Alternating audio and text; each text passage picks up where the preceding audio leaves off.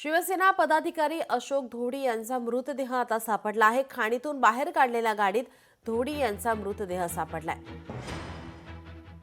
गेल्या काही दिवसांपासून अशोक धोडी यांचा शोध सुरू होता, मात्र आता खाणीतून बाहेर काढलेल्या त्यांच्या गाडीत त्यांचा मृतदेह सापडलाय। गुजरातच्या भिलाडमधील दगड खाणीत त्यांचा मृतदेह सापडलाय। क्रेनच्या सहाय्याने गाडी बाहेर काढण्यात यश आलंय। अशोक धोडी शिवसेनेचे पदाधिकारी आहेत।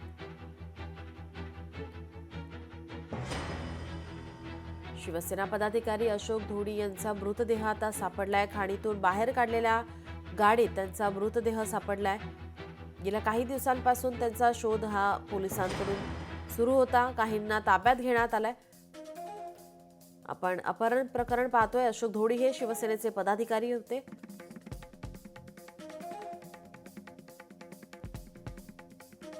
वीस जानेवारीपासून अशोक धोडी हे बेपत्ता होते। अशोक धोडी यांचं अपहरण झाल्याचं कुटुंबियांचा आरोप होता।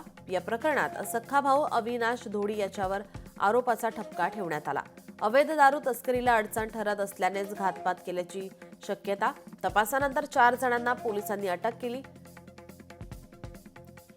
झाई बोरीगाव मार्गावर धोडी यांची कार एका सीसीटीव्हीमध्ये चित्रित झाली। गुजरातच्या भिलाडमधील बंद दगडखाणीत धोडी यांचा मृतदेह सापडलाय।